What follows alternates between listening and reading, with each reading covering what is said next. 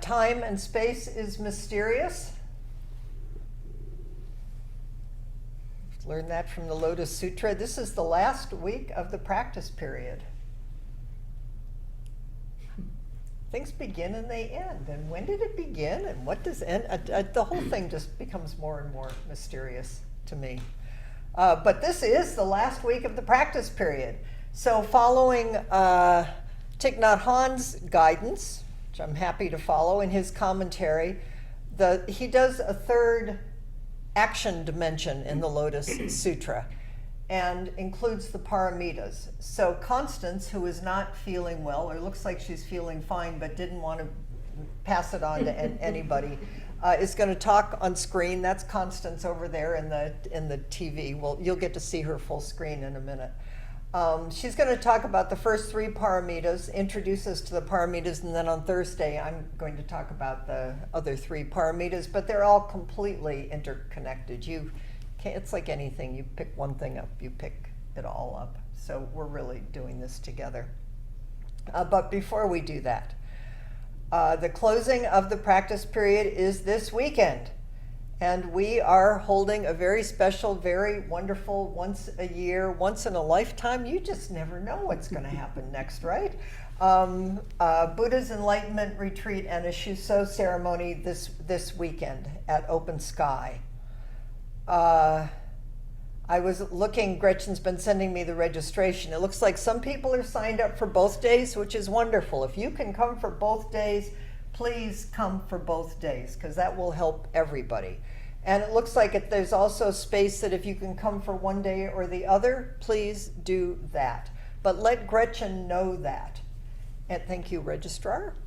And at 2:30 on Sunday, Saturday we will do Buddha's Enlightenment ceremony as our evening service, which is really fun. Don't miss it. And then Sunday, so we will get up 9 o'clock in the morning, we will be at Open Sky. On Saturday, we will sit all day long. We will do Buddha's Enlightenment. Ceremony is the evening service. We will go home at 5 o'clock. We will bring our bag lunches so that we can eat during the day. Go home at 5 o'clock, have dinner, sleep. I mean, assuming you want to do all these things, but stay in sesshin, mind, heart, body. And then come back on Sunday at 9 o'clock in the morning, and we will sit all morning long.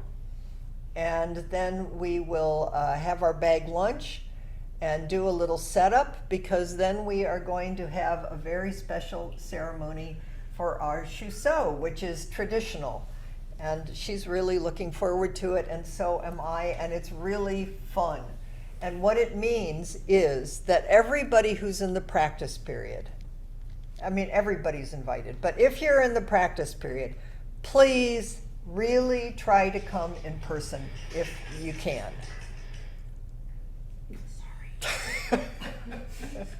And if you can't, then be on screen. But we want you to contemplate a question that's really close to your heart. That's like, what's turning in you is the heart of practice. Like if you could ask the Buddha,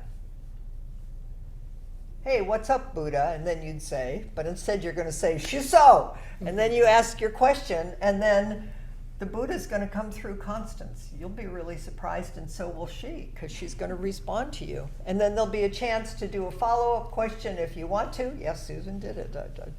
I was there. She was amazing. She is amazing. And so we'll do that, and then we'll do the closing of the practice period, and then we will do a reception. So if you are coming just for the ceremony, let Gretchen know that, please. And also let Leslie know if you can please bring a treat for the reception afterwards, because otherwise it will be a hungry reception. Which is one way to have a reception, but please, so let Gretchen know those things. So and then after that, who knows? what's going to happen next. But I'll tell you what I do know is next week, the next 2 weeks before the holidays, we're going to turn towards, because in the Lotus Sutra, I'm sorry I'm taking so much time, Constance. In the Lotus Sutra, we will remember that the Bodhisattvas rose up out of the earth. We're going to turn towards the earth, and we're going to turn towards Joanna Macy's teachings for the final 2 weeks of this year. And on the 21st, or maybe it's the 20th, we'll do a celebration, a service for the solstice. And then we'll take some time off around the holidays and be back in the new year. And we'll study the Vimalakirti Sutra.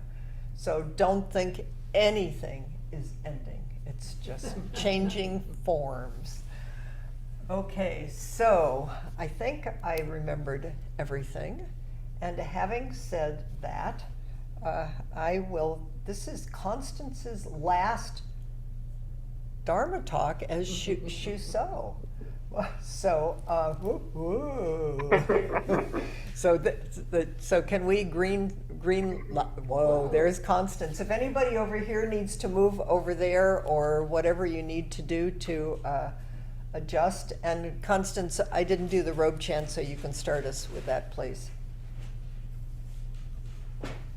An unsurpassed, penetrating, and perfect Dharma is rarely met with, even in 100,000 million kalpas. Having it to see and listen to remember and accept, I vow to taste the truth of the Tathagata's words. Well, I'm getting some feedback. So She's going to fix it. Hopefully. We're sure. Oh, so Try it now. Can you hear me now? Yes, we can. It's not too hot, loud, or too soft? It's okay?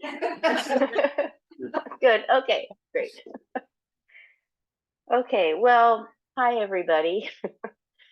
And I'm sorry I'm not there with you, because I've been kind of nursing a cold, and I didn't want to spread any germs around. So, but here we are. Let's carry on. So this week, as Chris said, we will be addressing the 6 paramitas, also known as perfections. And these are generosity, ethical behavior, patience, joyful effort, meditation, and understanding. And Thich Nhat Hanh says something about this in his book that I wanted to read. And here it is. So, all of the great bodhisattvas manifest the qualities of the 6 paramitas in various ways. And each of these 6 doors of action exist in interdependence with each other. In any one of these 6 qualities, you can see the other 5. This is the approach that we should always take when we study and practice Buddhism, because the very foundation of Buddhist wisdom is interbeing. The one contains the all. And here is a comment from Norman Fisher in his book, The World Could Be Otherwise. Nobody's perfect. No human being can be perfect. But this doesn't stop us from trying. The 6 paramitas are impossible. No one can practice them. But we practice them anyway. We make the impossible possible. He goes on to say, in an early sutra, the Buddhist path was compared to a raft. Starting from the shore of suffering, you float the raft to the shore of peace. Each of the six perfections is a raft carrying us from this shore to the other shore. To practice it wherever we are is already to be on the other shore. We have already arrived there immediately, simply in doing the practice. The path itself is the goal. And Jean Reeves also comments on this as well.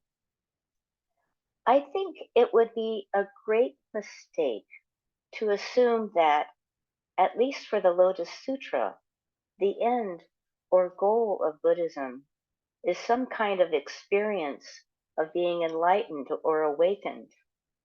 The goal is the way itself, the way of awakened action.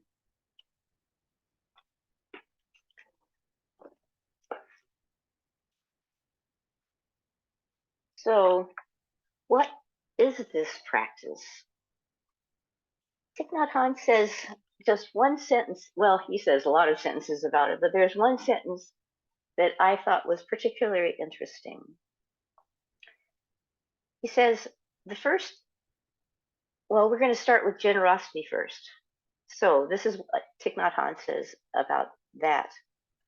The first of these is the practice of making offerings, not just material goods, but the gift of the Dharma. And when I think of the gift of the Dharma, I have to return to my teacher, Venner Farley, in nursing school. She was the one that said, "No one here knows you. You can be anything you want. You might want to try out some different ways of being in the world." Her kind of giving was never based on any self-interest or expectation of reward. She got to know me and saw an opportunity to offer a different perspective that might help me be successful.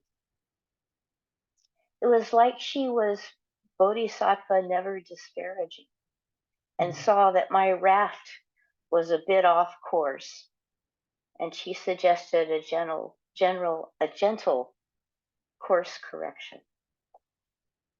Where you only see your weaknesses, I only see your strengths. The point is that I think that Venner's just noticing and just giving a little suggestion was a gift of Dharma. She wouldn't call it that, of course, but I think it demonstrates her insight and understanding about what is real and good in the world, and which I wonder could be another definition of Dharma. The next paramita is ethical conduct. This paramita really kicks my butt. How can I sit here talking about ethical behavior when I know that I have caused harm? But sometimes it is helpful to give a story of opposites. So I'm going to give you an example of unethical conduct. One time, I had a home visit patient who was deaf. Big D deaf. He'd been deaf his entire life. His wife was deaf. Most of his children were deaf. He was part of the deaf community in Sonoma County. I knew some sign language, American Sign Language, and they were so grateful when I was using it with them. I enjoyed visiting them, and I think they looked forward to our visits.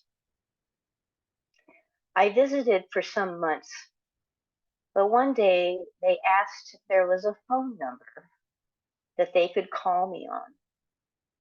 And I sort of freaked out. And so I decided to give them the phone number of a friend. You might ask, why did you do that? And as I reflected on this, I believe I did it because I was afraid. I went into a fear body reaction. And when I react from fear, I know that my vision of the situation isn't good. It's narrow, and I miss entire chunks of what is happening. But as soon as I left their home, I realized that I had done some harm, that this was never going to fly. So I went to my friends and I told them what I had done. They were, of course, really angry and concerned. I apologized and fixed the situation, and I never did that particular thing again. But my point is, I am human, and I am human and liable to irrational thinking and acting, especially when I'm afraid. And only by practicing my life do I realize that I cause a lot of my own suffering and that peace is available right now. What I try to do now is pay attention when something doesn't feel right or when I jump to fear. Listening to that small, still voice is important, and it keeps me on the path. The Navajo Native American tribe, or Dene, have this wonderful image of what they call the pollen path. They say, oh, beautiful before me, beautiful behind me, beautiful to the right of me, beautiful to the left of me, beautiful above me, beautiful below me. I am on the pollen path. In the house of life, I wander on the pollen path. And I think about the beautiful that is behind me and realize that even things that are troublesome that happened in the past that are behind me, they even have a beauty because they are teachers and opportunities to wake up and keep walking on the pollen path. The pollen path never ends. There is no arriving at anything. So finally, I want to tell you a story about patience. Sometimes this paramita is called forbearance. Thich Nhat Hanh calls it inclusiveness. Patience, forbearance, and inclusiveness are all slightly a little different. I'm going to use Thich Nhat Hanh's version of inclusiveness. Thich Nhat Hanh says, something that seems unpleasant or disturbing or only feels that way when our heart is too small.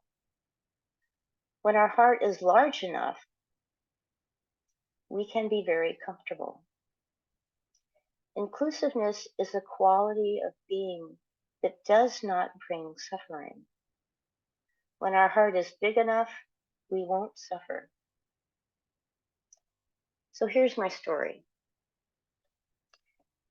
I think some of you know that when I came out as a lesbian, my mother called the police. At the time, it was discouraging and frustrating because it felt like my family didn't understand. Decades later, it still seems sad to me. But something happened several years after coming out that helped me a great deal to move forward. I was living here in California, and I had a cousin that lived in New York. We had not talked much since we were kids, but I had this inkling. My gaydar was picking something up. So I decided to stop off in New York during a trip. He was very busy and led a very hectic life, but we were driving around the city while he was delivering flowers, and we finally came out together to one another. During that conversation, he shared with me this letter that my uncle had written to him after my cousin had come out. My uncle had been born in 1913 and had been through World War II. So he had seen quite a bit of life. And here's his letter. Dear Tony, I couldn't care less what anybody says about me. I live my life, especially my personal life, strictly for myself. I feel that is my right, and anybody who disagrees with that, that's his business. Whatever you do, you may be criticized by someone. I feel one sensible thing you can do is try to live in a way that pleases you. If you don't hurt anybody else, what you do is your own business. When you feel down, just pick yourself up, dust yourself off, and start all over again.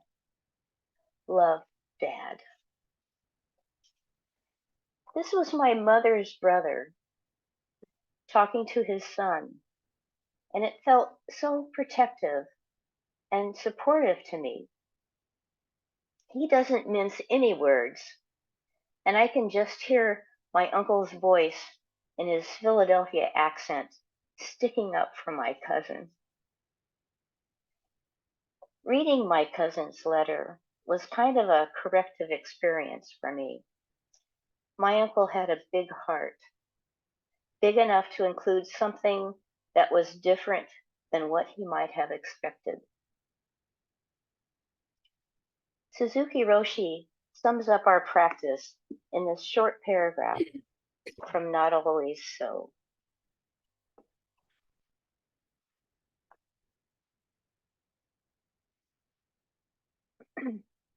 If someone asks me why I practice, I may answer that it is to have a well-oriented mind.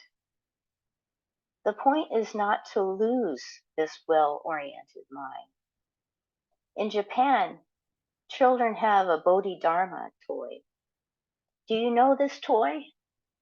It is made of paper, and even though you push it down, it will stand right back up. That is a well-oriented practice. People enjoy tossing this toy around because wherever it goes, it will stand back up. This is a good example of our practice.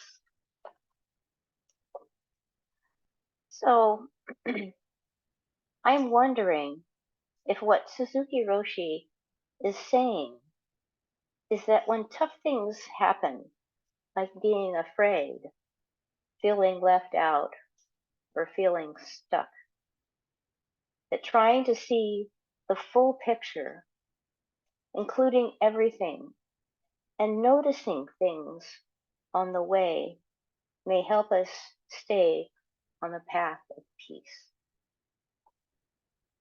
Thank you very much.